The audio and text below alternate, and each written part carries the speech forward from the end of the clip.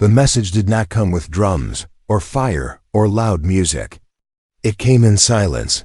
Across the great black of space, a single signal moved from star to star. It passed war fleets, trade ships, research stations, and forgotten moons. It entered every channel, every screen, every council hall. It did not ask permission. It did not wait to be invited. It simply spoke. We tried peace. We tried kindness. We tried to be friends. You refused. Now you will meet the other side of humanity. And then the message ended. No threats. No list of demands.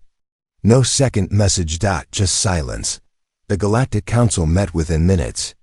The chamber was wide and bright, filled with the colors of 100 races. There were scaled elders, floating jelly mines, tall thin nobles, and hard metal bodies glowing with inner light. They had argued before, but now they did not argue. They stared at the single line of human words on the main screen. Some of them laughed. Humans were new. Humans were young. Humans were soft-worlders, born on a planet with air, water, music, and oceans where people swam for fun. They brought songs to meetings. They brought jokes to war briefings. When attacked, they asked for talks. When insulted, they tried to smile. To many in the chamber, humans were harmless. The laughter stopped when power dimmed. The main lights flickered, then returned. The communication screens reset on their own. A cold feeling passed through the room, even for those who did not have skin. It felt like being watched, but no one could say by who. A small delegate from a farming world whispered, "They are already here," and then quickly looked down, afraid of his own voice. Memories rose in the minds of the council members. They remembered the first time humans came to the stars. Humans had come with open hands. They shared medicine, water-making machines, and seeds that grew even in harsh soil. They helped rebuild burned worlds after wars they did not start. They sent doctors where they had no allies. They protected children who were not their own species. And the galaxy saw all that kindness as weakness. Treaties were broken. Human ships were taxed unfairly. Colonies were raided by accident. A human hospital ship was fired upon by mistake. Every time, humans said the same thing. We do not want war. We want peace. And they meant it. That was what frightened the oldest council member now. He leaned forward with tired eyes and said in a low voice, "A species that loves peace but chooses war is not like others. They do not rush. They do not boast. They decide." Across the galaxy, the message kept playing. On a mining asteroid, workers stopped their drills. On a luxury station, music stopped mid-note. On a pirate ship, the captain shut off laughter and said nothing. Everyone heard the same calm human voice. It was not angry. It was not shouting. It sounded sad, as if something inside it had broken and could not be fixed again. We tried peace. We tried kindness. We tried to be friends. You refused. One warlord struck the screen with his fist just to feel strong again. Another barked orders to prepare fleets, to stand ready, to show these Earth people their place. But even he could not fully calm the feeling in his chest, because nothing happened. No invasion followed the message. No fleets appeared from jump space. No soldiers stormed their borders. Nothing. And nothing is sometimes worse than attack. Rumors began to spread between officers and crew. Some had seen human soldiers before. Not the famous elite units the stories spoke about, just normal ones. Simple uniforms. Calm faces, quiet steps. They did not look like heroes from songs. They looked like farmers or teachers who had put on armor only because they had to. Those who had seen them fight did not make jokes about humans anymore. In the council hall, a younger member spoke loudly to break the tension. They are few. Their fleets are small. Their worlds are not many. We will strike Earth first and end this before it begins. Many nodded, relieved to hear strong words. But the oldest member did not nod. He remembered human eyes. Not angry. Not cruel, simply patient. Patient the way mountains are patient. Patient the way storms wait over warm seas. He said quietly, "You do not fear humans because they fight. You fear them because they wait." The chamber grew quiet again, outside. Space did what space always does. It held its breath and kept its secrets. Across the stars, one question traveled faster than any fleet, faster than any missile, faster than light in the minds of all who had heard the message. What is the other side of humanity? No one had the answer yet, but they would learn. It began with confidence. Great fleets rose from alien docks like silver clouds, engines burning blue and red against the dark. War drums sounded in digital beats, orders flashed across command screens, and admirals spoke brave words they did not fully feel. Flags of many species glowed across hulls. They were not allies by love. They were allies by fear. They were afraid of silence.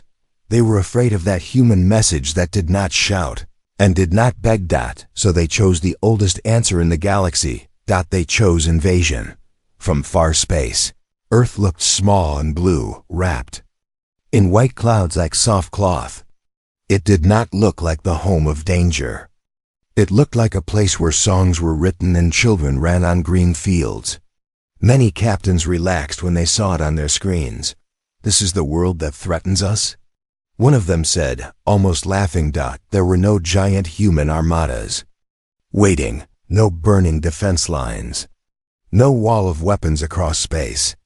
Only a few quiet satellites and a ring of civilian stations blinking calmly, like lights from a quiet town at night. The fleet advanced. Then the first strange thing happened. Maps changed. Not from attack, not from damage, just changed. Distances twisted. Jump points moved half a degree. Guidance systems showed recalculating again and again, like a nervous hand drawing and erasing the same line on a page. Pilots tapped controls harder, as if force could fix math. No enemy fired a shot, yet formation began to break. A small frigate vanished from every scanner. Not exploded, not warped away. It was simply gone, like a word erased from a sentence. Its crew screamed on open channels for 2 seconds, and then nothing more came. Commanders said strong words again. Crews straightened again. The fleet moved on again. Then the second strange thing happened. Every ship heard a sound, not loud, not even clearly a voice. It was like someone breathing near your ear in a dark room, soft, close, human. The translators had nothing to translate. They could only mark the signal as Earth origin. Some crew members took off their headsets just to feel alone again. They were not alone. On the bridge of the lead dreadnought, the admiral stood tall and proud, armor shining, eyes cold. He ordered the fleet to prepare orbital fire. Earth's blue oceans filled the battle display. Targets flashed across continents. Cities, shipyards, power centers. Begin. The word fire never left his mouth. His lights went out, not dimmed, not flickered. They died. Entire decks fell into darkness. Screens showed only black. Artificial gravity stumbled for a heartbeat, and people floated, then crashed back down when it returned. Backup systems tried to start. They failed like tired men trying to stand too many times. The admiral looked around and finally whispered something he had never said in all his years of war. "I do not know what is happening." Across the fleet, the same story repeated. Weapons locked in place. Missiles refused to launch. Power cores went into safe mode on their own. Doors opened and closed without command, like the ship was breathing. Not one human ship fired, not one human fighter appeared. Yet the most powerful invasion, armada in the known galaxy, could no longer move as one. Then, on every ship, on every screen, in every language, in the soft tone used when parents talk to children, a human phrase appeared. Leave. No threat. No insult. No anger. Just a line. Some captains refused. Pride is an iron cage. They shouted orders. To push forward, to prove strength, to show that humans were nothing but talk. Those ships did not explode. They simply slept. Systems faded into deep shutdown that no engineer could cancel. Lights cooled, heat dropped. The ships drifted like shadows over blue earth, harmless as stones at the bottom of a river. Other captains watched this and felt their courage melt like ice in warm water. The admiral, who had led fleets and burned worlds, now felt small. He thought of the message again. We tried peace. He saw Earth on the screen, quiet and blue, not firing back, not roaring in victory. A simple truth came to him, heavy and cold. Humans were not showing their strength. Humans were showing their restraint. He gave the order with a shaking voice. He tried to keep steady. Pull back. Engines woke on some ships, not all. Those that obeyed the single human word were allowed to move. Those that tried to stay were left drifting, powered down, as if the planet itself had turned off a light switch. As the armada retreated into deep space, one last signal came from Earth. No face, no flag, just calm human speech. We do not want your deaths. We want your respect. Go home. The message ended. Silence again. But it was not the same silence as before. This one had weight. This one had teeth. Everyone in the fleeing fleet knew one thing with painful clarity. Earth had not fought back. Earth had only warned them, and the galaxy, for the first time, wondered what would happen when humans stopped warning. News of the failed invasion spread faster than ships could travel. It did not come through official channels first. It came through whispers, through frightened crews who returned home with quiet eyes, through engineers who could not explain why their ships had fallen asleep, through admirals who refused to speak at all. But one rumor was louder than the rest. Humans had not used fleets. Humans had not used superweapons. Humans had used people, not legends, not special heroes, not secret experimental units, just regular humans. Across the galaxy, meetings were called in shadowed rooms. Intelligence. Officers spoke in low voices. Old recordings were played. Battles from small border wars were shown again. At first, everyone had watched those recordings to laugh at human mistakes. Now they watched for something else. They watched the eyes. Human soldiers walked through fire with simple movements. They were not covered in spikes or claws. They did not growl. They breathed, they blinked. They ducked when needed, helped each other up, and kept moving forward with the same stubborn calm as before. They did not look hungry for war. They looked decided. An alien commander, old and scarred, sat before a younger group of officers. His body was metal and flesh joined together by decades of battle. He pressed a button, and the room lights dimmed. A recording began. On the screen, a small human unit advanced through ruins. The humans were tired. Their uniforms were dirty. Their faces were lined with smoke and dust. None of them shouted. None of them bragged. They spoke in short, soft words. Left, clear, careful. An enemy gun opened fire from above. Walls broke. Dust rose. The humans did not run in fear or scream in rage. They dropped, rolled, checked each other, and then moved forward again. One human dragged a wounded alien enemy to safety without hesitation, then went right back to the fight. The younger officers frowned. Where are the famous berserkers? One asked. The old commander shut off the screen and looked at them in silence for a long moment. You are waiting for monsters, he said quietly. Humans are not monsters.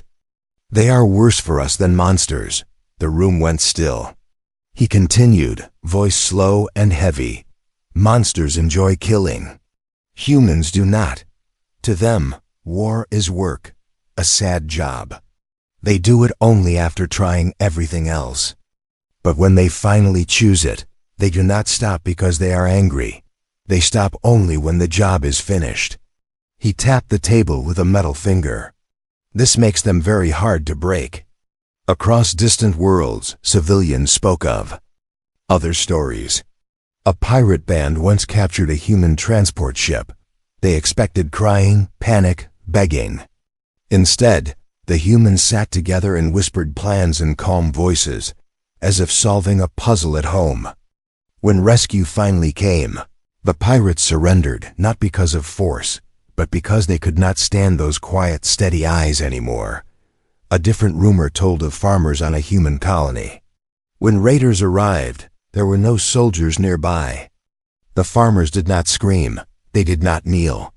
They simply worked together, built defenses overnight, and stood in front of their homes shoulder to shoulder. The raiders left.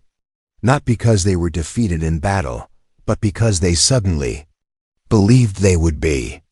In the Galactic Council, analysts built charts and graphs. They calculated human weapon strength, ship numbers, economic capacity. The numbers were not the highest. In many places, humans were average. But the graphs could not measure two things: how long humans remember and how far humans go when patience ends. A scientist tried to explain it with data. Human history is strange, she said, showing ancient images of human wars on their own planet. They fight hardest not when they want land or gold, but when something inside them says, enough. They endure loss. They endure pain. They do not like to surrender ideas. Someone asked, what idea drives them now? The scientist answered with one word: respect. Elsewhere, on a lonely outpost near a red star, a small alien child sat beside his grandfather and asked, "Grandfather, why do everyone fear humans?" The old one thought for a while before replying. "Because humans smile first," he said softly. "They offer bread first. They open their doors first. They try to be friends first. And we mistake that for weakness." The child blinked. "And what happens when we push them too much?" The grandfather closed his eyes. Then they stopped smiling. In hidden human bases, preparations were quiet. There were no victory parades, no loud speeches. Men and women in plain uniforms checked tools, loaded supplies, shared simple meals, and wrote short messages to families. No rage, no cheering, only steady focus. One human commander stood before his unit. He did not shout. He did not act like a hero. He simply said, "We asked for peace." They answered with harm. "So now we will do what must be done. We will not hate them. We will not enjoy this. We will be precise. We will end this fast so no child in the galaxy has to live in fear again." The soldiers nodded. No one clapped. They just put on their helmets. Far away, alien leaders finally understood something that froze their hearts more than weapons ever could.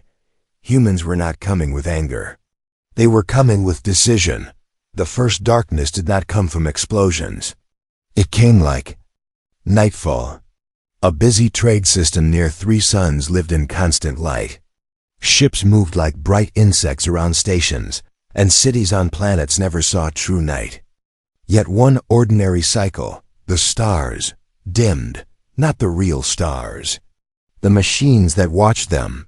Navigation grids shut down for exactly 7 seconds across the entire system. Only 7. Pilots gasped. Controllers shouted. Then the lights returned. Like nothing had happened. But 7 seconds is forever in space.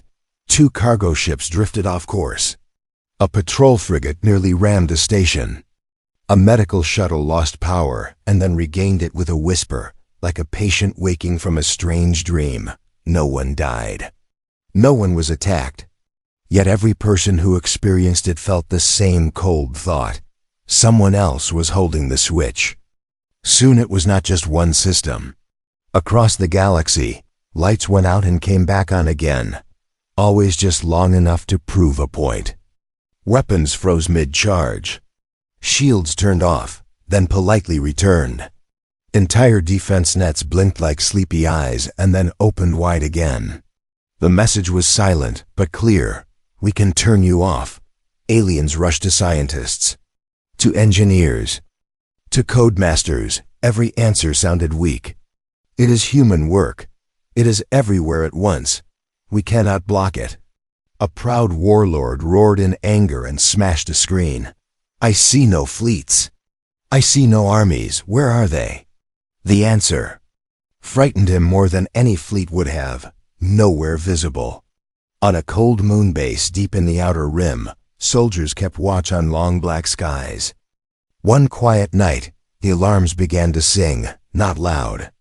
Not panicked, just a soft tone, repeating again and again. Unregistered presence detected.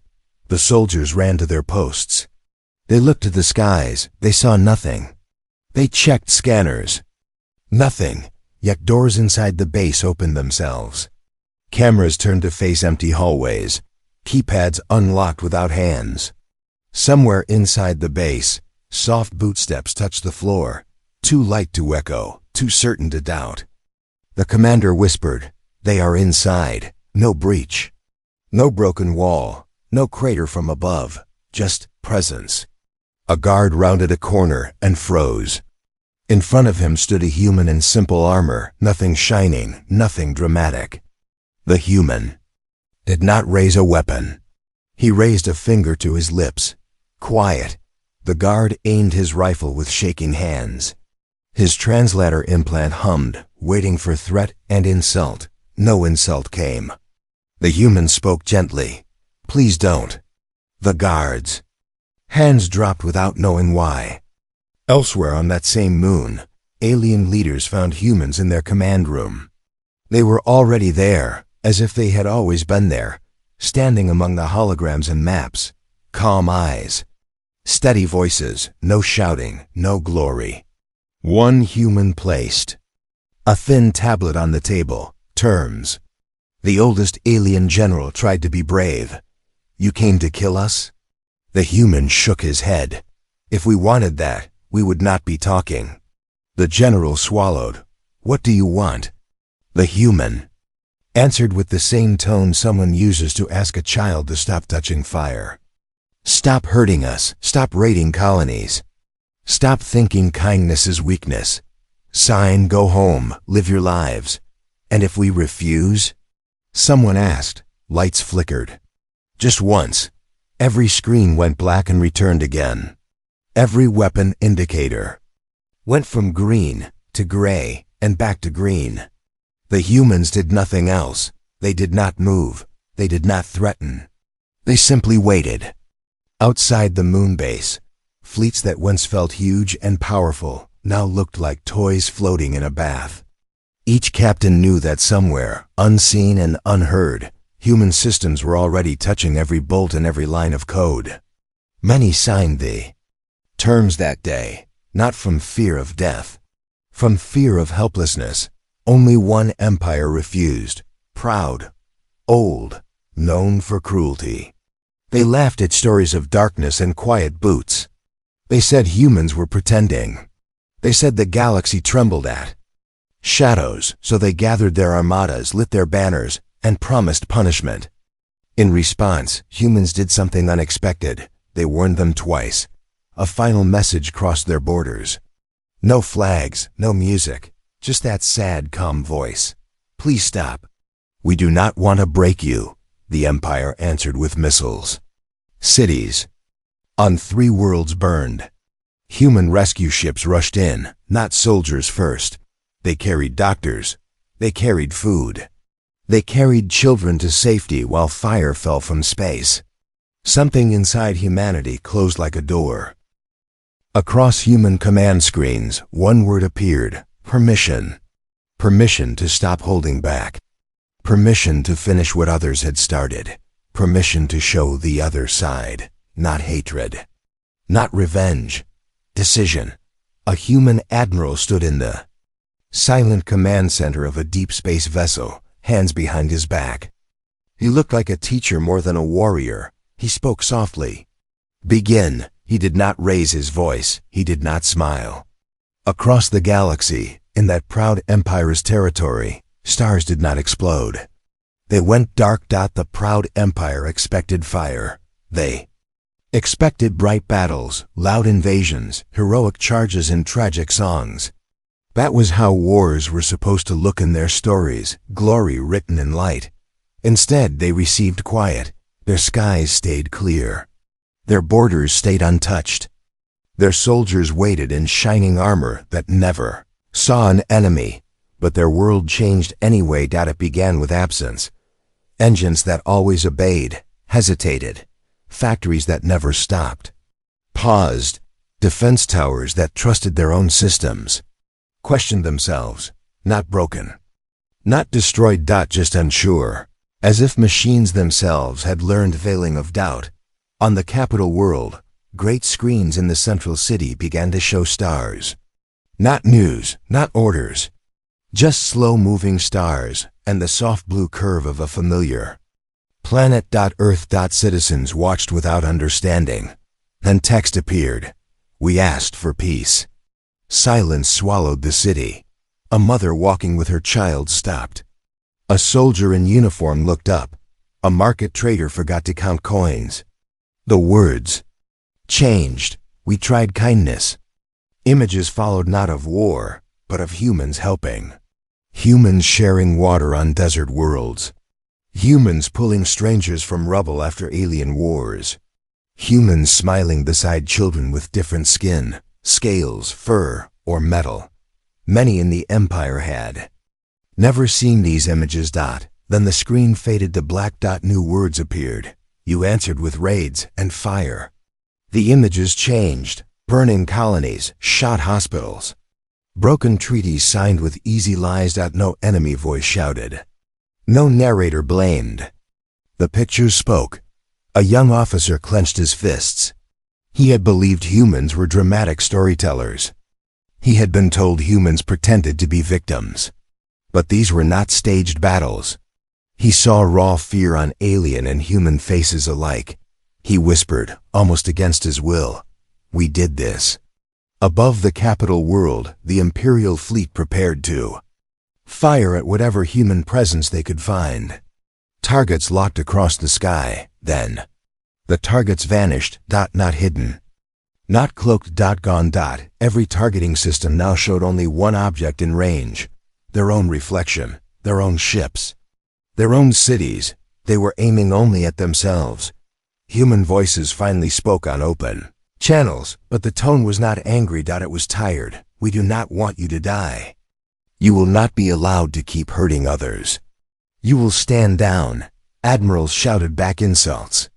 Commanders screamed threats. The human voice did not answer them. Instead, the stars above the Empire dimmed, not the real stars, but the Empire's power grids, its command networks, its proud, unbreakable systems. Lights softened like evening coming to a long day. Engines slowed. War factories sighed and rested for the first time in generations. It felt like the galaxy itself saying, "Go to sleep."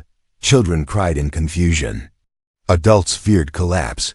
But then home lights returned. Food machines worked. Hospitals hummed again.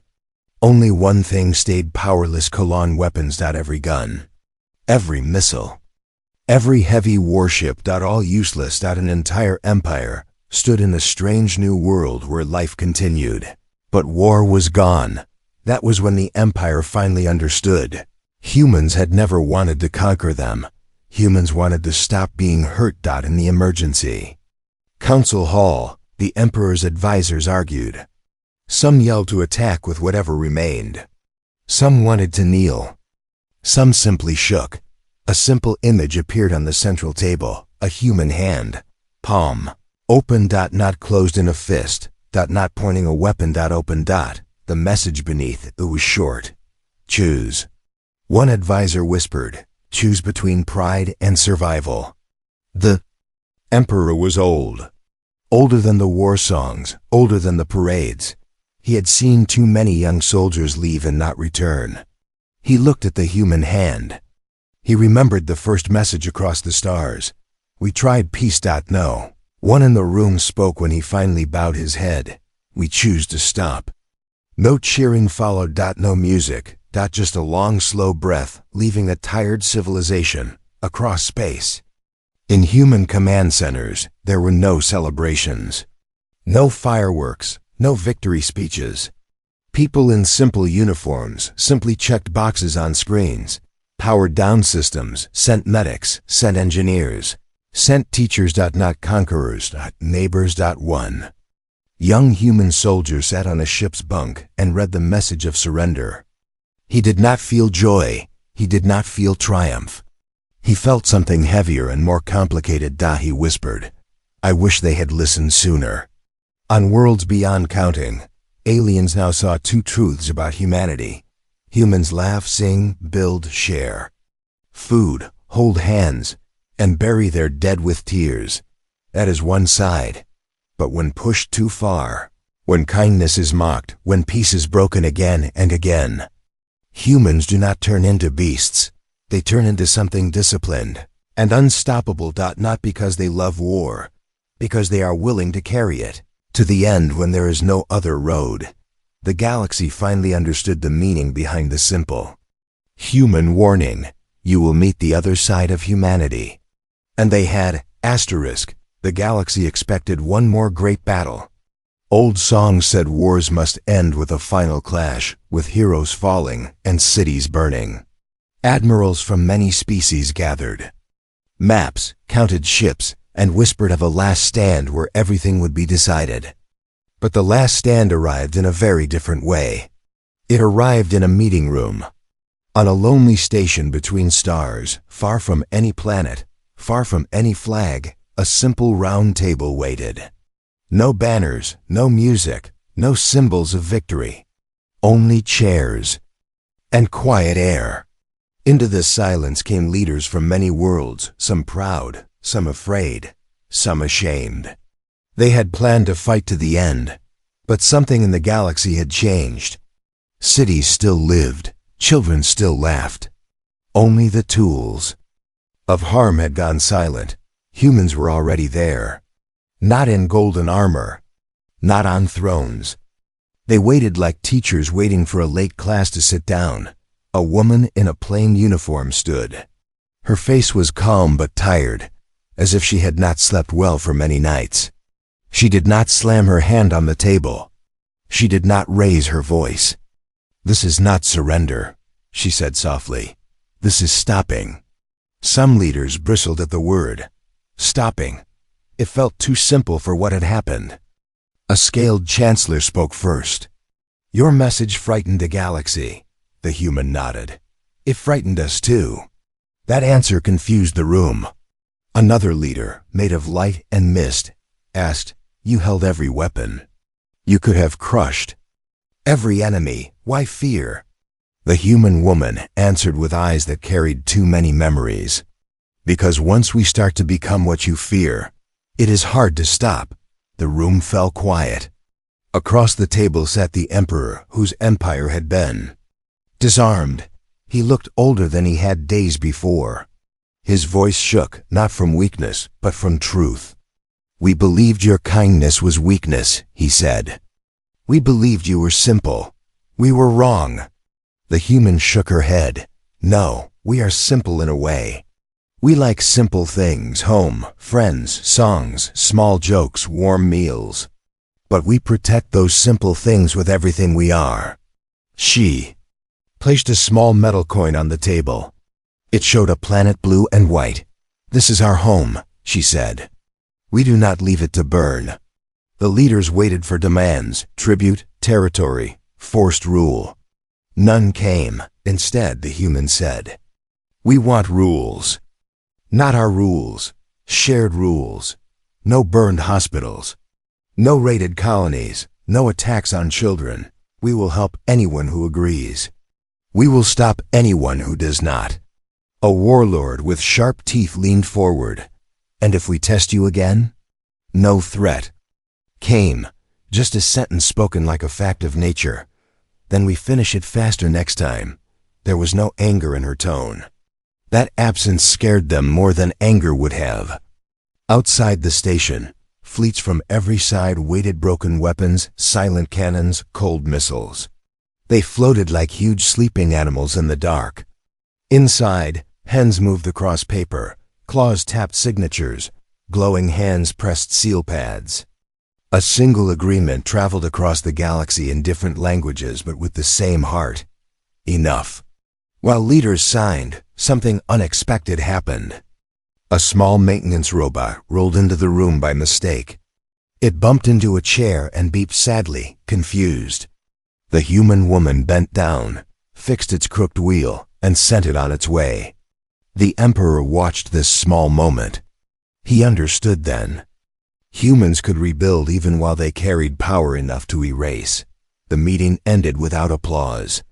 The leaders left the station silently, as if afraid loud sounds might break this fragile new thing called peace. Word spread. On distant worlds, soldiers laid down rifles and picked up tools. Shipyards turned from war to repair.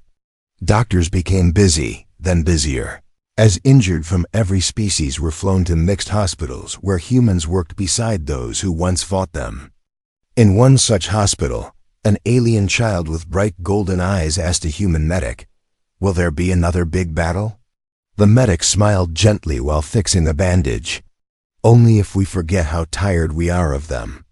Back on Earth, oceans rolled and winds moved over forests.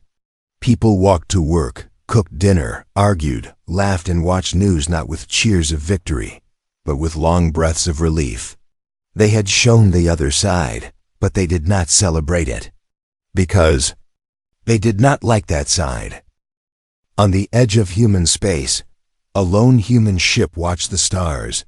The captain stood at the window as distant lights shimmered. His second officer asked, "Is it really over?" The captain thought before answering. "It is never over," he said. "Peace is not a thing you win. It is a thing you keep choosing, every day." He tapped the glass lightly, as if greeting the galaxy. Now we see if everyone else chooses it too. The last message from Earth did not come during war. It came during quiet. Ships moved again, markets reopened. Children went back to school under many suns. And in that calm moment, every screen, every COM panel, every public square gently lit up with the image of a blue world turning slowly in space. Earth. There were no drums, no marching fleets behind it, no thunder of weapons. Only clouds drifting over oceans and sunlight sliding over continents. A human voice spoke, not the voice of a general, not the voice of a politician. It sounded like a teacher or a parent, someone who had seen both joy and pain and carried both inside. "We tried peace first." The words moved through the galaxy like wind through leaves. On desert planets, miners paused beside their machines. On shining city worlds, trains slowed between stations. On cold outposts, lonely watchers leaned closer to old screens. The voice continued. "We tried kindness. We shared what we had. We helped when we were not asked.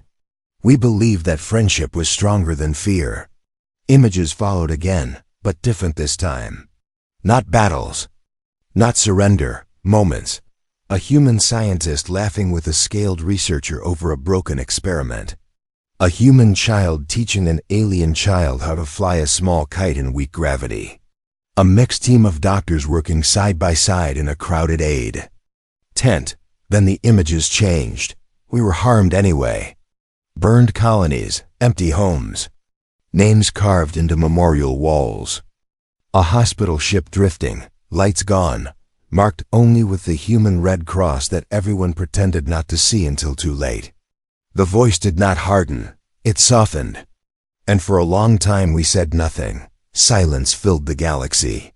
Even people who once hated humans listened now, because they finally understood that these were not the words of conquerors. They were the words of someone who had reached a limit. The screen showed nothing now but the slow spin of Earth. "When we warned you," the voice went on, "we were not boasting. We were grieving. We knew there is another side of us. A side we do not like to use." Across the stars, many people thought of what they had seen, the darkened systems, the quiet boots in corridors, the weapons that refused to kill anymore. They had seen that other side. The voice spoke again, calm, steady. That other side is not rage. It is not madness. It is our decision that enough is enough. A pause. Then, we will not chase power. We will not rule your worlds. We will not erase your names from the stars. Leaders listening in hidden rooms closed their eyes in relief. They did not show to anyone else. But understand this, and understand it well, the voice said, not louder but deeper. We will never again pretend that being gentle means being weak. On a forgotten frontier world, an alien farmer looked at his family and nodded. On a great warship rebuilt now for rescue duty, a captain removed his medals and put them in a small box. The voice finished the message. If you come to us with open hands, we will meet you with open hands. If you ask for help, we will give. More than we should. If you choose peace, we will stand beside you even when it is hard. Then the tone changed like a closing door. But if you strike our homes, if you hurt our children, if you believe our kindness is something to be used, a long breath, then you will meet the other side of humanity again. There was no threat beyond that. None was needed. The image faded. No anthem played. No flag waved. The stars simply returned to the sky, quiet and bright as they had always been. In the aftermath, stories spread not of human power but of human choices. A human engineer stayed months on a ruined alien moon to help rebuild water lines. Human teachers volunteered to teach mixed classrooms in old enemy territories.